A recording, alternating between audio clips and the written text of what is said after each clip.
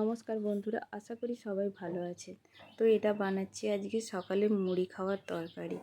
তো সেটা আজকে আলুর তরকারি বানাবো না, কিছু একটু আলাদা করছি। সেটা হচ্ছে গোলমরিচ দিয়ে আলু ভাজা। তো প্রথমে আলুগুলো ডুমো ডুমো করে কেটে নিয়ে আমি নুন দিয়ে একটু সেদ্ধ করে নিয়েছি।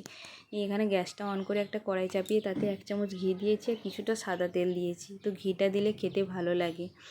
আর এই গোলমরিচ দিয়ে আলু ভাজাটা মানে কারোর যদি একটু জ্বর হয় বা মুখটা খারাপ হয়ে যায়, তো এইভাবে আলুটা ভেজে খেলে পরে খুবই ভালো লাগে খেতে, বা মুখটা ছেড়েও যায়।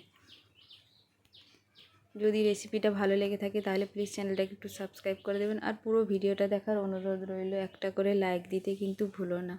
তো কিছুটা সময় ধরে নেড়েচেড়ে আলুটাকে একদম একটু ভালো করেই মুচমুচো করে ভেজে নিতে হবে, তাহলে খেতে কিন্তু আরও ভালো লাগে।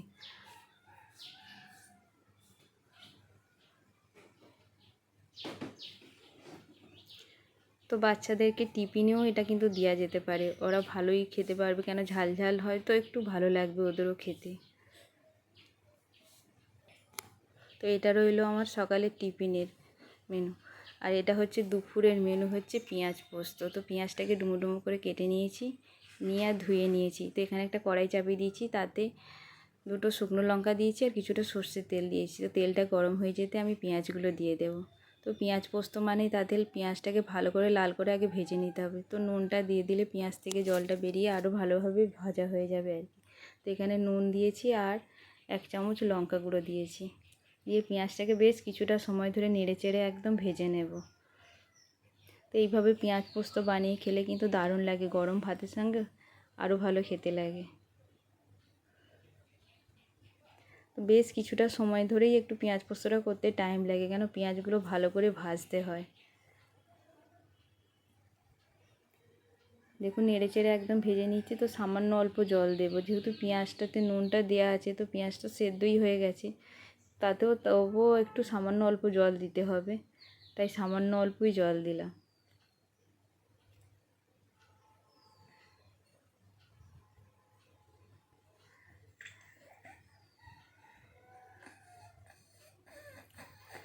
সামান্য অল্প জল দিয়ে ঢাকনাটা দিয়ে দেব। তো পেঁয়াজ পোস্তটা একদম শুকনো শুকনোই হবে, তাই ঢাকনাটা দিয়ে একটু জলটা শুকনো করে নিয়ে পোস্তটা তো আমি আগে থেকেই বেটে রেখেছিলাম, ওটা দিয়ে দেবো। দিয়ে নেড়েচেড়ে একদম পেঁয়াজ পোস্তটাকে শুকনো করে নেব, কেন শুকনো শুকনো খেতেই ভালো লাগে, পেঁয়াজ পোস্তই ঝোল থাকলে ভালো লাগে না খেতে।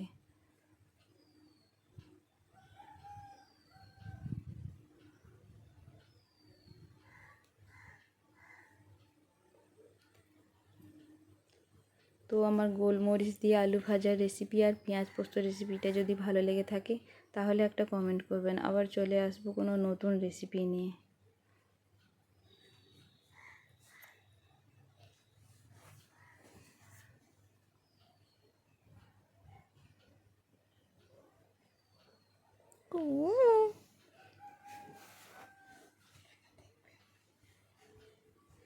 টাটা বন্ধুরা, সবাই ভালো থেকো, সুস্থ থেকো।